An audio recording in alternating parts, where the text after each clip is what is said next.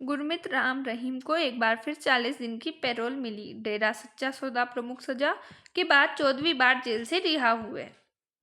डेरा सच्चा सौदा प्रमुख गुरमीत राम रहीम सिंह को एक बार फिर से 40 दिनों की पैरवी दी गई है।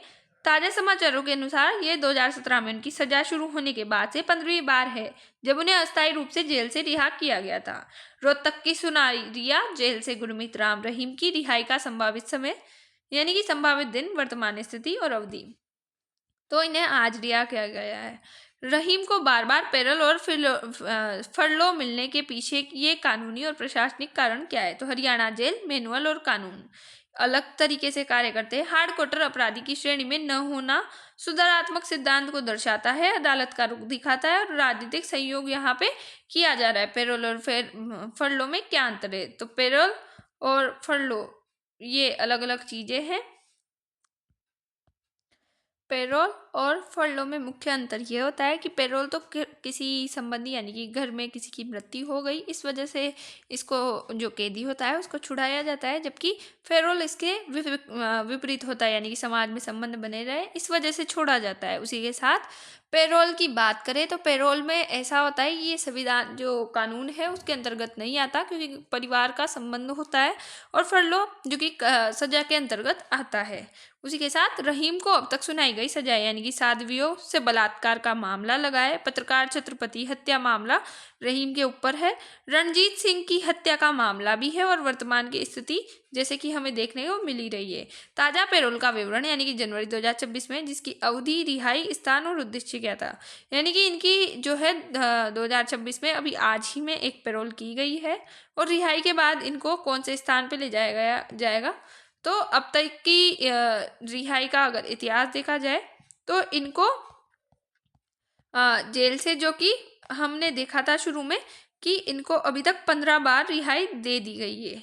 उसी के साथ हम देखें कि पैरोल मिलने के कानूनी आधार, नियम और अदालत का रुख क्या है। तो पैरोल पैरोल को जैसे कि भी हमने पहले बात की है कि ये कानूनी आधार में नहीं आता, ये प्राकृतिक रूप से कोई जैसे कि अचानक घटना घट जाए यानी कि किसी करीबी में कुछ हो जाए तो इसकी वजह से ये मिलती है। अदालत का रुख इसमें ये होता है कि ये कोई कानून यानी कि सजा के अंतर्गत नहीं आती है, ये एक प्राकृतिक रूप से माना जाता है एज इट इज़। उसी के बाद पैरोल की शर्तें और विवाद क्या क्या है उसके बारे में हम बात करेंगे। पैरोल जेल के अधिकारियों और उनके ऊपर निर्भर करता है। जैसे कि जेल के अधिकारियों को किसी जेलर को लगता है कि आखिरकार कैदी का व्यवहार अच्छा है तो इस वजह से वो इसको अनुमति देते हैं, जबकि पैरोल को 5 वर्ष की लंबी सजा के बाद अनुमानित किया जाता है अगर उनका कैदी का अच्छा आचरण हो इन सबको। तो इसमें विवाद ये है कि जैसे कि राम रहीम है, राम रहीम को आज तक भी लोग, बहुत सारे लोग हैं कि जेल में उनके इतने बड़े भक्त हैं कि उनके ऊपर इतने रेप केस वगैरह लगे हुए हैं फिर भी उनके पैरों में पड़ जाते हैं।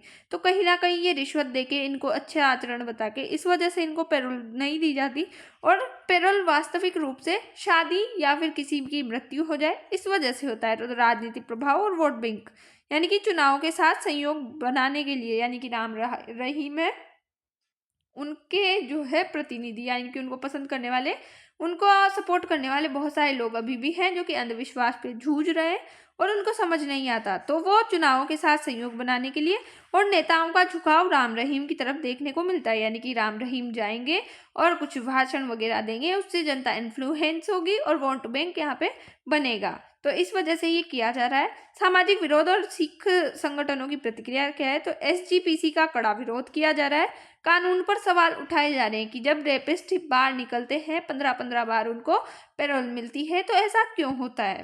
कानून और व्यवस्था की चिंता यानी कि सुरक्षा का खतरा यहाँ पे देखने को मिलता है कि पहले उन्होंने एक साध्वी के साथ बलात्कार किया तो क्या फिर से कुछ ना कुछ होगा, और गवाहों पर इम्पेक्ट पड़ता है क्योंकि इन्होंने पहले के पत्रकारों की भी हत्या करवा दी। तो प्रशासनिक और कानूनी तर्क ये है कि सरकारी बचाव यहाँ पे रखना चाहिए, अदालती हस्तक्षेप की यहाँ पे कमी देखने को मिल रही है जो कि करनी चाहिए थी पर नहीं की। पैरोलों पर पीड़ितों और उनके परिवारों की मुख्य प्रतिक्रिया है कि गवाहों की सुरक्षा को लेकर डर बना हुआ है। उनकी फैमिली में भी, आसपास के लोगों में भी न्याय प्रणाली पर सवाल उठता है कि आखिरकार एक इतने बड़े अपराधी को फांसी की सजा क्यों नहीं दी गई। हार्डकोर क्रिमिनल का मुद्दा यहाँ पे चलता है।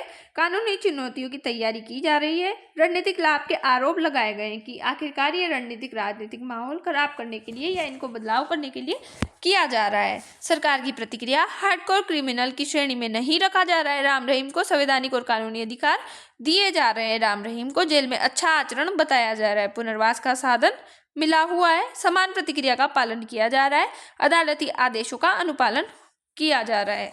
यानी कि कहीं ना कहीं कुछ तो है जो कि गवर्नमेंट हमें बताना नहीं चाहती, क्योंकि एक कैदी को जो इतने बड़े क्राइम कर चुका है उसको उम्र कैद की सजा देने के बाद भी पैरोल दी जाती है, वो भी 15-15 बार। तो ये कहीं ना कहीं सवाल खड़ा करता है।